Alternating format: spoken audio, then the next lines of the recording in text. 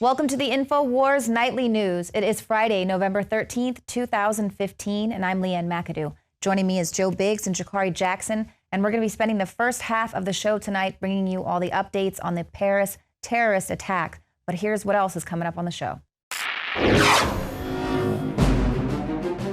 Tonight, another deadly attack rocks Paris.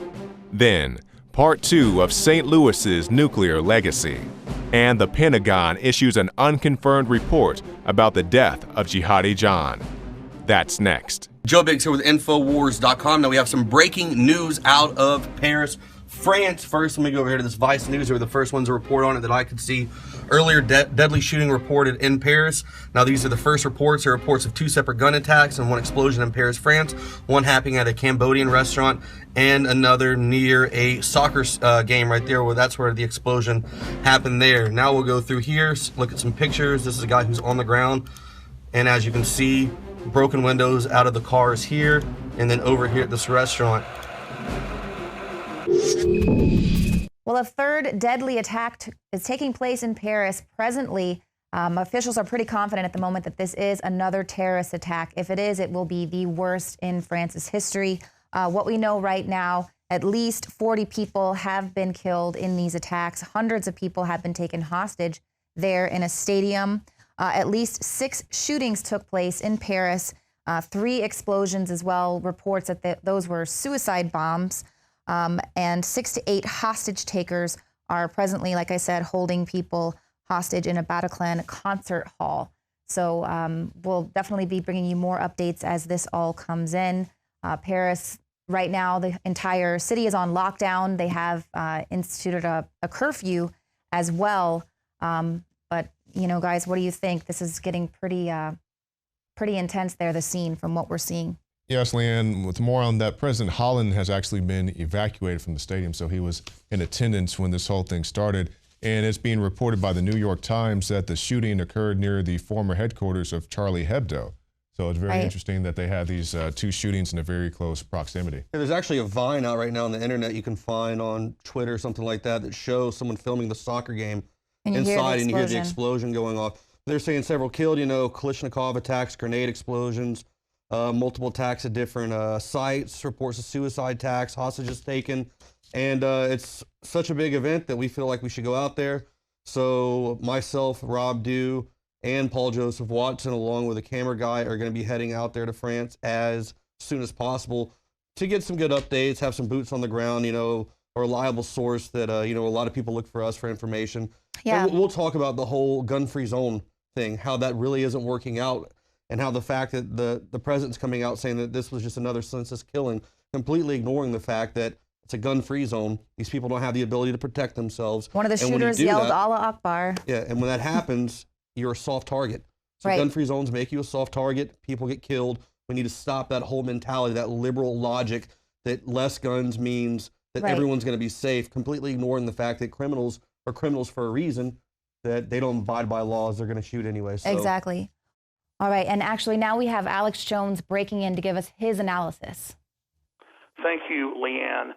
This is the reason we have Infowars Nightly News, the reason we do the Sunday radio show, not just the weekdays, because news is always breaking. And how many times the last few months have we said, look for theater attacks, look for hostage situations, look for public places to be attacked by Islamic State and their affiliates. They've called for the strikes against Europe. They've called for the strikes against Russia. And the reason we know early on this probably isn't staged, it may be, is that they didn't have perfect scripting already lined up and set for some initiative. They'll try to spin it. But the fact that they're not saying Islamic terror, even questioning that could be involved up front, for the last 30 minutes I've been watching, or the last hour or so, shows me that it's probably a real terror attack, blowback from the radicalization of these Islamic groups, turning them loose. The globalists don't completely control them. They just energize them and then turn them loose on areas, knowing that common sense has been suspended. And then when they shoot down jet airliners, when they blow up airplanes, when they take over theaters and shoot people and attack Garland centers or whatever, or Army recruiting centers, the media will just say it's not Islamic terror. Or if it is Islamic terror, they'll just play it down. So This is being done, again, to take our liberties and take our freedoms. The people doing it are angry because they're being bombed, they're being attacked, they've been turned against, they've been double-crossed. There's a lot of evidence the West is double-crossing ISIS now and at least containing it. And Saudi Arabia maybe even cutting off their jihad army. So it's a lot of double, triple crossing going back and forth. But I'm here to announce that we're going to be covering this extensively. I'm just going to leave it at that for the TV viewers and everybody, but I do intend to send reporters as we speak to cover this. Paul obviously has family in France. His parents live there. They're retired British citizens. He's going to be literally in the tunnel in the next few hours under the tunnel traveling there. So we're going to have live reportage of this. And the reason this is important is you can see the season we're entering. This is not going to be the only attack. We've already seen 6 or 7 in Europe and the United States that they've mulled over. And that, again, that tells you it's real. When they have a terror attack and then they say, oh, we've got a bill to take your freedoms away, and all the scripting is ready and it's all packaged. Bill Clinton, within 25 minutes of OKC, was blaming states trying to pull out of the federal government, get us out of the UN, and Rush Limbaugh and talk radio. So, again, there's no scripting on this. They'll try to spin scripting, but this up front doesn't look staged to me. It may be. There's a lot of different criminal groups involved. We've got to analyze and find out. So we don't know yet. But we are going to deploy people there to cover this because, believe me, this is coming here. And there's a war for logic. I said this a few years ago when Benghazi happened. I said, how will they spin it when they shoot down a bunch of jet airliners and take over theaters, I said theaters, and malls, and do all this when it's people our government protected and bare minimum brought into our country? So they're bringing all these people in, giving them everything free. The Swiss police aren't letting folks in, but they're still catching people. The Swedes are finding weapons caches at these refugee centers. This is a bigger destabilization global chaos program, and I don't know the full enemy's operation, but I'm telling you, big stuff's about to happen because here's the deal. Every time they have an economic collapse or an economic downturn, they have a terror attack right when it starts to kind of get everybody together and to divert them onto that. And all the stars are aligning for big military events with Russia, with China, in the Middle East, with the economy. A lot of things are aligning right now.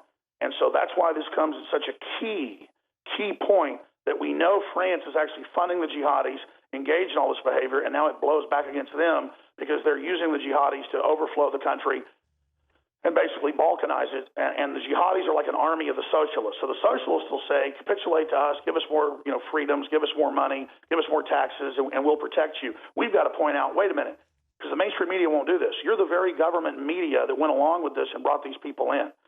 80% of the folks coming in, according to the UN, are military-age men. Most of their passports are fake. I can't even believe this, and I'm going to apologize right now to some of the folks at WorldNet Daily, some of the Christian fundamentalists, and even Glenn Beck. And he's been wrong about a lot. Maybe he's not wrong. I remember them talking about caliphates 5-6 years ago and talking about secret invasion plans, and they're going to turn us over to the radical Muslims, and I just didn't believe that. Ladies and gentlemen, the whole Middle Eastern plan was to bring the Middle East down, bring Iraq down, put Saudi Arabia in control, let them take over everything, then flood Europe, and basically politically correct, checkmate everyone into submitting to them. Are you guys getting me loud and clear? I heard a glitch. Absolutely, Alex. This is pretty dire. I think you're spot on with your analysis. Well, thank you. I mean, I wish I wasn't spot on with it, and I want to get your analysis and all of this. We'll have live coverage tomorrow, a special reportage of this, because you got 100 people, if you just joined us, held hostage. You got 30-something dead, and you clearly, again, basically, the New World Order 100 years ago began funding radical Islam. British intelligence set up what's currently the New World Order. And it's a covert British empire. It's not blaming the British. It's just that's the structure that it took on. They created Saudi Arabia. They had them take over the whole Middle East before. They lost some of it. They've been promised it back. But I'm telling you, these Saudis are so corrupt and so crazy. They're being used by criminal elites to menace the West. And I think this has gone far beyond just staging terror attacks to take American liberty. There's been a deal made with them for much of the world. And there's been a deal made, and now they're saying, like they told Russia a few years ago at the Olympics, you do what we say or we'll blow up your Olympics. This is what's going on. And Russia backed off Syria for a few years just because of that. I mean, this is the real deal. This is our sick government. Our sick government thinking we're so stupid, they bring in these terrorists, let them attack us, and then take our liberties to supposedly respond to it. So, and Joe agreed with me when he was in combat, talking about when they start attacking, it comes in clusters. There's reports of other attacks happening. Yeah, there's actually some other attacks ongoing right now. Right, yeah, this is still a live situation, and there are multiple attacks still taking place. So, well, also some breaking news right now. President Hollande of France has declared that they are shutting down the borders in order to capture the terrorists who are out there that they're still trying to catch. So they're not allowing anybody to leave. Borders to begin with, and by the way, that's his cover. He was criticized on Monday for closing the borders until January 1st to stop radicals from coming in for the UN summit, climate summit coming up. Now he's claiming, see how they just did that? Now he's claiming they're doing it now because of this. There's a big story right there. Just like they ordered naked body scanners 1 year before the underwear bomber. 1 year before, they were coming into delivery that January, so they staged the underwear bombing to legitimize the machines that were already ordered a year before. I mean, this is so sick. They want a lockdown over there to keep press and other people out of this world government summit that's coming up. It doesn't mean they staged the attack, but they let these jihadis in to do this. Now, we'll see if it's jihadis. I've been looking since this broke. I mean, is anyone even speculating in mainstream media who would do this? Who did theater takeovers in Russia? Who did theater takeovers in Chechnya? Who's done theater takeovers all over the Middle East? Who does this? Who just attacked France 4 times in the last year? Who just blew up Hebdo? Joe Biggs, what do you think? Yeah, I mean, this is definitely a horrible situation that's unfolding in Paris right now. And I do agree with the fact that you said when there's an attack like this, there's usually going to be another attack sitting there waiting to happen. And they do that to draw attention to a certain area so everyone's eyes are in one location. And then the strategy is to then go hit other areas. So like you said, you're going to be sending people out there. We're going to get some great coverage out there on the ground and keep people informed on what's going on. This is a horrible event that's taken place today. Right. A lot of people have lost their lives. And we said this time and time again, the gun-free zones are kill zones. We need to pray that this evil be broken, and the scum in that building just everything they do, I hope it falls apart, because this is sick. Yeah, completely. It is. And we do have reports that one of the shooters did yell out Allah Akbar before, terrorizing and attacking these people. So they're pretty clear at this point, pretty confident calling this a terrorist attack.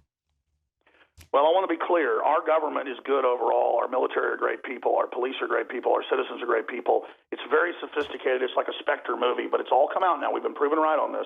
The 28 pages, all of it. There are criminal globalists who are funding radical jihadists and not letting our government actually go after them. Again, we get attacked on 9/11. Do we go after where the supposed hijackers came from, Saudi Arabia? No, we don't. No. That's not what we have. We have them coming after and going after in a big, huge way Iraq, which was the enemy of Saudi Arabia. And it's the same deal. This is global domination. These are Saudi Arabian mind control forces, and they're not mind controlled with drugs and flashing lights. They're culturally brought up. They find the people that'll do it. They wind them up. They arm them through subsidiaries, and they attack. And that's who's behind this in the past. Saudi Arabia has said they will attack anybody that tries to stop their ISIS forces that are taking over. Okay? They have said that. And it does appear, and I was getting ready to talk about this week, I talked about some on air, that there are some real airstrikes against ISIS now, and that some of these groups are targeting them. And so it looks like the West may be turning against ISIS because they don't want to look bad, with what's happening with Russia. This is the fog of war. The globalists have strategies that are so Machiavellian, they don't even know what's going to happen next. They're waiting and gauging what's going to unfold. So I'm going to turn the analysis back over to you guys. I would suggest you guys come back after the news tonight, regroup if you want to go after the tape show and do some live analysis if Biggs or somebody wants to do that. For 30 minutes, an hour after, once we know more. We go live some nights during debates. Other nights we tape right before the shows. We have more clips in there and have more professional. But we will be covering all this throughout the weekend, and we'll also be covering it this Sunday, 4 to 6 p.m. Central. And great job, Leanne, and of course Joe Biggs and everybody else. And pray for our crew that is going to be, obviously I'm not going to say who yet for security reasons, that are going to be inside this situation in the next 24 to 48 hours. But we have our people on the move. Watson is getting up in a few hours and rolling out. And so just stay with us, ladies and gentlemen. God bless you all. But we cannot let them control the narrative. We have to point out that they left our borders open. They brought these people in. So even if they're not running them, which they may be, that they are behind it. All right, folks, let's fight for freedom. Let's do it. Let's not let the globalists use radical Islam as the sword to destroy the West. Thank you, Alex Jones. Well, there is nothing to indicate that there's a threat to any U.S. cities at the moment. But of course, immediate suspicion is turning to these so-called returnees, people who have traveled to Syria and Iraq and who are now just walking through those borders back into Paris, France. So we'll have more on that later, and we'll be right back after this. Like we've said time and time again here at Infowars.com, gun-free zones are kill zones. I mean, there's no other way around it. When you have an armed society, when you look at these other countries where everyone is armed, where people join the militias at a young age, you don't have high crime rates. You don't have things like that happening because criminals are going to see that as a hard target. Paris, France is a soft target. You're not allowed to be able to do that stuff. That's why we as Americans cannot take for granted the Second Amendment. That gives us the right to protect ourselves, to protect our property, our family, our loved ones, all of that. Our government is trying to take that away all the time. They're always trying to infringe upon it and wipe that out. They don't want it. They don't want you to have that ability. And if that ever happens here in America, this is the kind of stuff you're going to start seeing, because ISIS is going to see that. All these enemies that we have are going to see that, hey, we can't defend ourselves. When seconds count, police, people like that are supposed to be out there to help you, it takes them minutes to get out there. By then, there's already a body count. And like I said, 18 people killed and many wounded. That number will drop a whole lot when you have people out there that can stop that situation. When you have concealed carry people, open carry, they see something like that, they're going to go after that target and take it out, and you're going to have far less numbers than 18. That's completely ridiculous. And yet our government wants to go around and telling you that, no, we need less guns, we don't need this. Once we take the guns away, no one will have them and there'll be no more crime, which is completely and totally ridiculous, because criminals are criminals for a reason. They don't abide by laws, and they will get the weapons anyway by any means necessary through drug trades, cells. They can get it on the black market. They'll figure out a way to get it, and they'll use it to inflict harm on soft targets because you don't have that right.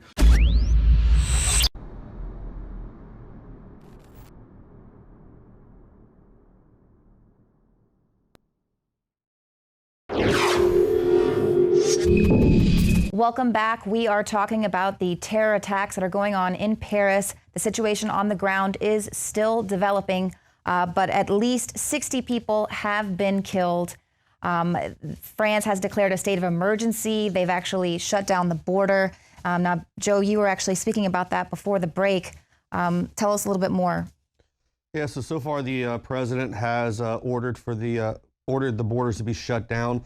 Also, there is a report that he has ordered the military to now be deployed into Paris. So things are going to be getting crazy. They're trying to get these terrorists to have these hostages inside the theater.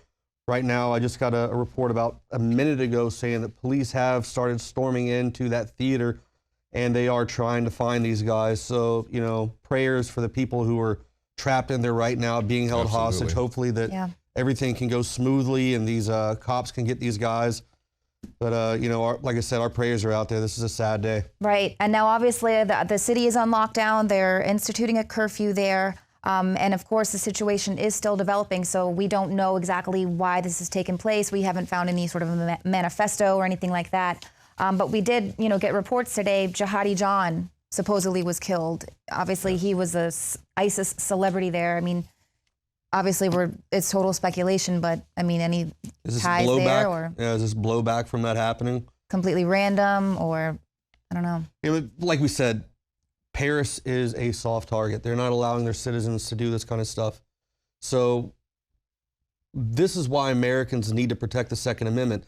The Second Amendment protects you. You need to fight for that every day. Because there's people around this country, around this world, around the world, I should say, that don't have that ability. Right. And it's sad when something like this happens, that they can't stand up, they can't defend themselves, they can't. These numbers are so high, 60 killed, and the numbers keep going up. If there was people out there with concealed carry, open carry, whatever it may be, on the ground, you would have a lot less numbers, and this stuff could stop quicker. Well, there's the absolute lunacy as well of having open borders and welcoming them in from these places, knowing that they're mostly military-aged men. It's not women and children from these crisis areas, that they're literally the exact same age group that ISIS says, we are going to be flooding your countries and terrorizing you. See, our government needs to look at this, all right?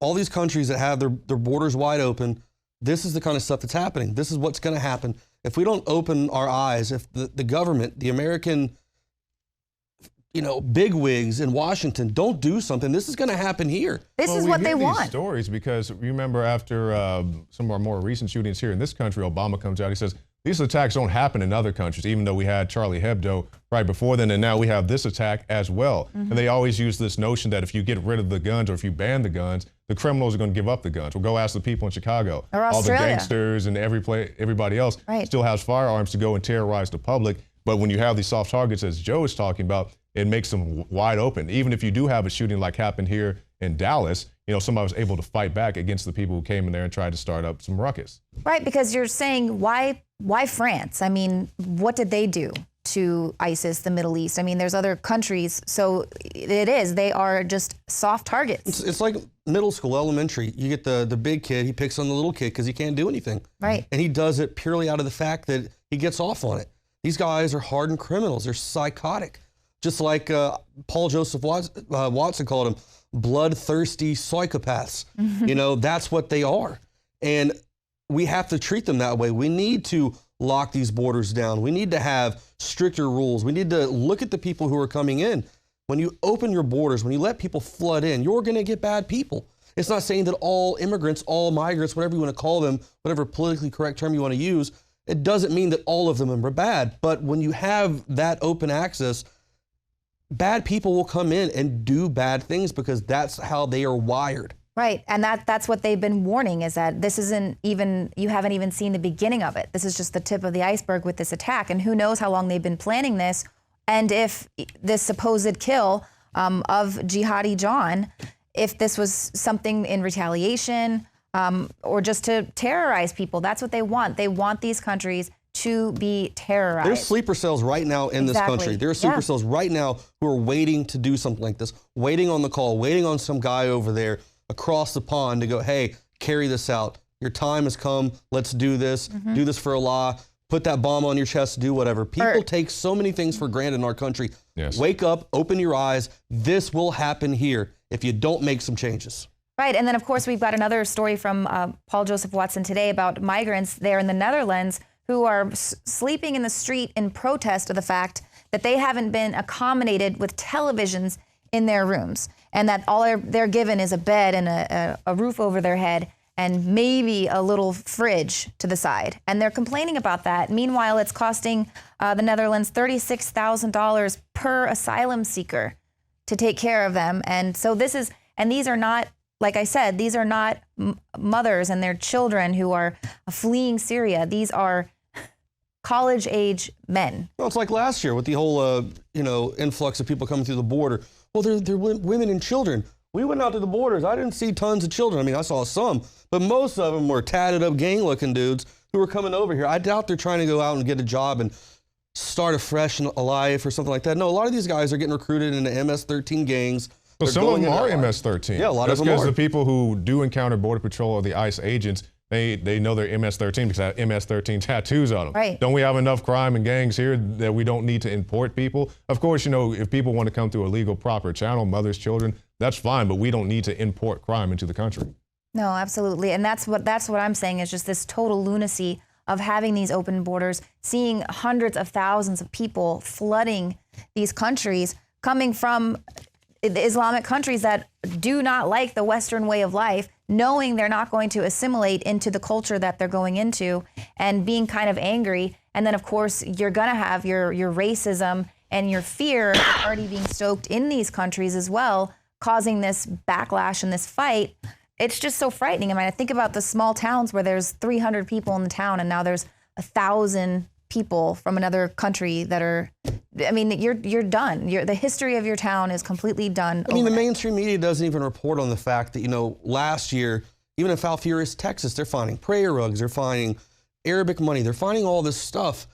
We know what's happening. These guys are being imported in here, and they're sitting around and they're waiting to do something. Why is there such a stigma with being able to talk about Islamic radical Islamism? Why can't they just say it? Why can't they say this was an Islamic terrorist attack?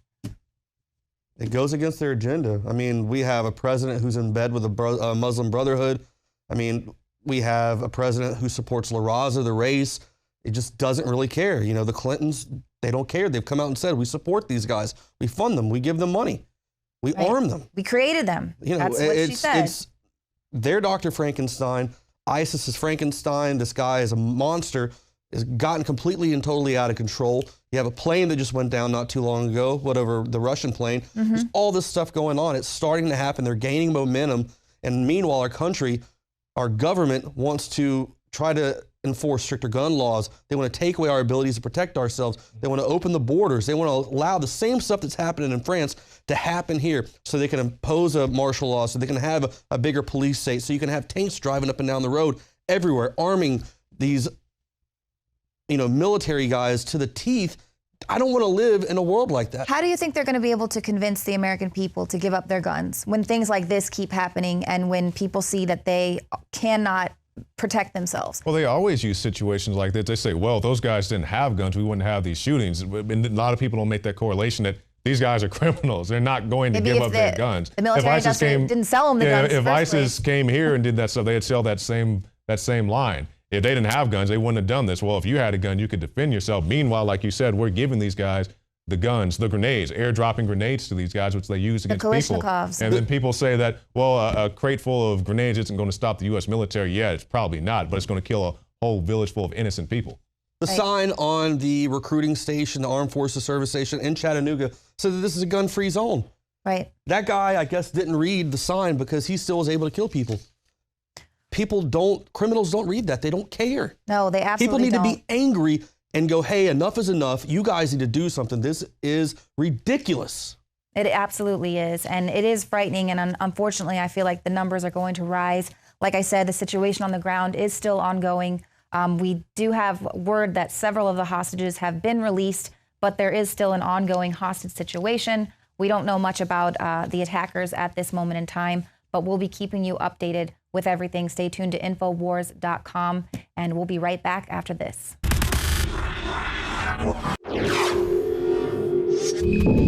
Rather than assert their sovereignty and a limit to what Europeans can logically withstand, European leaders are applying more pressure on their citizens. A proposed law in Germany would give the police the power to enter people's homes without their permission in order to conduct a suitability check to see if the accommodation could be used to house asylum seekers. Journalist Gunnar Schupelius writes that he found that the Senate Chancellery has actually proposed altering German law, which currently forbids police from entering a home against the owner's permission without a warrant or unless it's to avert imminent danger. The proposal would add a paragraph stating the regulatory authorities and the police can enter to check the suitability for accommodation of refugee land, buildings, or parts thereof without the consent of the owner, if the threat for the prevention of homelessness is required. Germany is currently struggling to find new accommodation for the hundreds of thousands of migrants pouring into the country.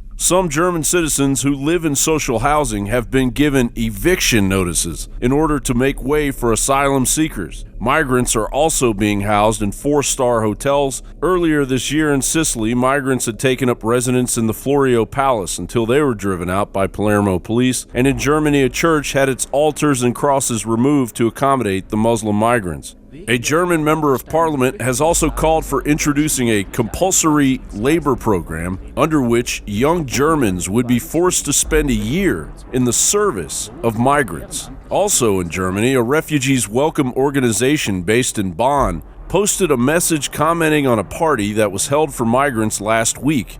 During the celebration, female members of the refugees welcome group were sexually molested by the refugees. Migrants in the Netherlands who previously complained about slow internet and not being given enough money to buy cigarettes are now sleeping on the streets in protest against not having televisions in all their rooms. The migrants are being housed in the former Ministry of Social Affairs and Employment, and while such facilities are apparently not up to standard for many of the migrants, the Netherlands is footing an 870 million euros a year bill to accommodate them, meaning each asylum seeker costs around 36,000 euros, despite the country currently suffering from a housing shortage. We're gonna stay outside because we don't want to eat this food. We don't want to stay in this room because we run away from our country because of the situation, and now we live in the jails. So what is inside the bag? Can you show? Yeah, there are bread. حدا يهدي مني. Cheese. Can see. And this. Milk. Tea. Chocolate. And coffee. And why don't you want to eat this? Because every day it's same food. You can just eat, sleep, use the slow internet. It's so bad. I want money, yeah.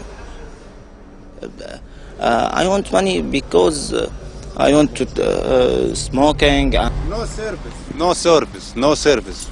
No service. Europe is under a full-scale invasion, similar to what transpires during a world war, except this invasion and all of the brutality and economic hardship associated with it rolls out in the name of a left-wing New World Order agenda that the average European doesn't recognize until it's too late. Joe Biggs here with Infowars.com, and today we are at the University of Texas in Austin yet again. Today there is a Million Man March that happened all over the country where students are asking for free college. They want their debt removed, and they also want all employees to get paid $15 an hour. Now, where I come from, if I apply for a loan, I have to pay that back. That's just kind of how that works. Do you think it's good to have free college?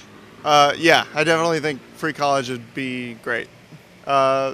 In other countries, they have free college, and it works out really well for them. That'd be awesome. If it's possible, I don't know. But Why wouldn't it be possible? I mean, tuition is super expensive as it is. And that means somebody's got to pay for it, right? Yeah, but I mean, if you think about it this way, free college tuition would mean less college debt, and there would be a lot more people utilizing their degrees better, so. All right, so it'd be less student debt for the individual, but then at the same time, that's still going to come out of taxes and all that. Yeah. So that means I'm paying for your college, he's paying for your college, and all that. Yeah, no. Yeah, well, I mean, that's all right? I think that's all right. You're paying for a lot of stuff right now. You're paying for, if I were to have a child and send them to public school, you'd be paying for his school. You know, so you want to just add, but I'm saying you want to keep adding more and more onto that. I mean, this whole idea that everything can be free. The point I'm trying to get across is nothing's free. We're moving towards socialism. Is that what you're getting to? Do you agree with that? Yeah, and I agree with that. You agree with socialism? Let's go Scandinavian. That's what I'm saying. So you feel the burn? Bernie? Yeah, I feel the Bernie. I feel the Bernie for sure. So you agree with free school? So who do you think is going to be paying for it then? Taxes, the 1%. Well, I pay taxes. Yes, yeah, everyone pays taxes to pay for it. I think since we have public education until up to high school, and it's really critical to get a college degree, I think it should be provided by the government, and we pay taxes for that also. So. Well, our education is really suffering compared to other countries such as Denmark, who gives their students free, and they also pay their students to come to college. Their students are given about $900 a month to go to college. So, some stuff's working. We're not really number one in education. I'm not necessarily sure how I feel about free college. I am very much behind free community college. I feel like free college is a great idea, but it's also probably a bad idea, just depending on where that money's coming from. And why do you think it's a bad idea? Well, where would that money be coming from? I mean, I guess free college sounds nice and an idea, but it's kind of unrealistic, so. Thank you. And now why is that? I mean, free college, I guess someone's got to pay for that free college. Exactly. That's what we're trying to get through most of these people's heads. So who do you think who's going to be paying for that? Well, as taxpayers, so me eventually at some point whenever I leave my parents. So I probably think, it'd be nice to get free college at some point, but it's pretty unrealistic and would just cost me more in the long run. As far as my understanding, the quad here on campus was partially designed by Thomas Jefferson. That's why we got a statue to Jefferson on campus, right? Yeah. But, I've seen some student groups here that claim that Thomas Jefferson's racist and sexist. So in my mind, doesn't that mean that we should just bulldoze the whole campus down since it was designed by racists and we just need to get rid of it all? Yeah. Under that logic, I definitely agree with that statement. The issue is that, yes, we don't applaud necessarily what Thomas Jefferson did in his lifetime, but it was a completely different time, and I don't think we can judge a historical figure by modern standards because the society back when Thomas Jefferson alive was completely different from the way it is now. We obviously don't support whatever he did, with his slaves or to hurt them or whatever, but it's not as if you can just erase a part of history. Having a statue up there is commending him for what he did in the founding of this university. If it weren't for the Louisiana Purchase, we wouldn't even have this university. Don't you think that we should just bulldoze the whole campus down since Yeah, I mean, honestly, it was a different time then, and I'm not excusing his behavior, but seriously, all of these buildings are historic. You could, under that logic, say that all of them should be destroyed and rebuilt under modern rules and by people who didn't participate in activities of the past. Any area that has been built before the civil rights movement, you could say, should be bulldozed, and that's absurd. To say that racism on campus is going to stay alive because, you know, this building was built 100 years ago, I think that's absurd. There are ways to get rid of racism that don't include bulldozing every building on campus. Yeah, I mean, the whole Louisiana Purchase should probably just be rescinded because, I mean, Thomas Jefferson did that and he was a racist, so we should probably just give the land back to France. And I didn't even think of that. You know, that's a really good point. Yeah, I mean, no, Thomas Jefferson is a very important part of our history, and we don't think that revisionist history is really helpful for educational purposes and also for remembering our history. Obviously, Thomas Jefferson is the reason Missouri is a state in the Union. The whole Louisiana Purchase is huge. Yeah, so we should just get rid of the whole state of Missouri then, because Missouri's racist, right? Yeah, exactly. I mean, it was part of the South. That was, slave state. Probably get rid of that too. Yeah, but I mean, Thomas Jefferson made major steps to try to kind of bring about the end of slavery. Just like, I mean, Washington had slaves, but then freedom whenever he died. Jefferson, like, whenever he penned part of the Declaration of Independence, he blamed the king for perpetuating the slave trade in the then colonies. So he started some of the dialogue saying that it was an inhumane practice and that the king was at fault for perpetuating it and that we needed to start to like stop it. And I think that is one of the really important things we need to remember Jefferson for. He started a lot of dialogue. He's one of our founding fathers. We can't just kind of erase him from our history.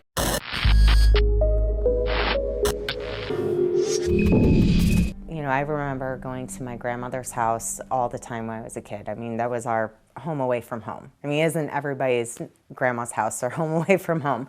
So we spent a lot of time there, and in 1995, my mom was diagnosed with brain cancer, and she was gone in 2 months. So she had 5 brain tumors. She passed away January 4th, 1996, and I was 17 at the time. When I was 31 years old, I had this pea-sized lump in my face. It was kind of bizarre, but I went to the doctor and they kept telling me that, you know, it's a cyst or a pimple, not to worry about it, and I could tell it was really deep underneath the skin. And so when they opened me up, they realized that it was a tumor called pleomorphic adenoma. And that's a rare salivary gland tumor that normally presents itself like towards your neck area and your jawline. And what they usually do is they remove the whole gland. Well, mine happened to be underneath all of the nerves in my face. So here they are thinking, oh, we're just gonna, you know, pop this little, you know, lump out. And when they opened me up, it's like, oh no, what are we gonna do now? Like, this is not anything we anticipated. Another good girlfriend of mine from high school, within a week or so, she and her husband found, just by, I think, researching on the internet, different things, what could be causing the cancers, the autoimmune diseases, and also the birth defects that were so unusual. And they stumbled upon the St. Louis Foods Wrap Army Corps of Engineers website. What is this? What is Foods Wrap? Why are the Army Corps of Engineers a couple miles from where we grew up? What are they doing? And then we read they were spending $2 billion cleaning something up near where we grew up. Again, something we didn't even know was there. We learned just a horrific reality, you know, was apparently unfolding throughout our childhoods that we had no knowledge of, and that was that we had large piles of nuclear weapons waste from the Manhattan Project sitting outside, exposed to the elements, adjacent to the headwaters of a creek named Coldwater Creek that flowed throughout our beautiful neighborhoods. And sadly, these piles sat there for 70 years and they were allowed to blow in the wind. They were a very fine particulate, And we're talking about radionuclides such as thorium-230. We also had radium-226, uranium, we have radon gas. So these things were in the environment unknown to anyone, and again, allowed to blow in the wind and allowed to wash into Coldwater Creek, because again, it sat adjacent to the creek. The thing that makes this just a horrific perfect storm, if you will, is that that creek flooded repeatedly. When the piles were first dumped back in the 1940s through the 1960s near this creek, it was all beautiful, picturesque farmland. And the creek would then flood with the radionuclides in it on this beautiful farmland. Then they decided, let's sell this beautiful farmland to developers, let's build this gorgeous, series of towns all around the creek. And so then when they built up the area, that's when we really had the migration of materials, even more so than the flooding, because they really pushed the dirt around in the soil in order to excavate basements for homes and build beautiful neighborhoods and make golf courses and build schools, churches, libraries, everything. This dirt was pushed around extensively. The street my mom grew up on, Palm Drive, is where they are finding the contamination in the backyards. So we're having thorium-230 in those backyards. So that was another hot place that I played at my grandma's. And being that my mom was 39 when she died, and I was just a child, I will outlive her in less than 2 years if I'm lucky. So I have a lot to be thankful for, and there's a lot of things that did not make sense earlier on. It kind of opens up all these old wounds, but now things do make sense. We've already affected 4 generations in a 70-year period, and if we don't get it cleaned up, we're going to continue to affect future generations. One of the things that I know from my personal experience is that this is, it can be very emotional. There are a lot of people suffering with deep loss, a lot of people who are receiving terminal diagnoses right now, and it's within St. Louis County's best interest to clean this up. One of the things that we're facing is that we are one of many sites around the nation, and the FUSRAP program, it stands for Formerly Utilized Sites Remedial Action Program. So this basically means that these sites were utilized at one time for the Manhattan Project, and now they're being cleaned up under this program. The issue is that this program is not being funded with enough money to be able to take care of these communities that span nationwide. It's not just our hometown. I mean, there's many other communities that are just like ours. And I think that the United States government has a responsibility to allow all American citizens to live in a safe and healthy environment. Right now, FUSRAP has just begun testing the residential area that's down creek, if you will, from the industrial area where the piles were stored, and they are finding thorium-230 above the established level that they have, that could be acceptable in people's backyards, thorium-230. The people now, I don't believe, are being exposed to the extent as people from the past were, because those original piles are gone.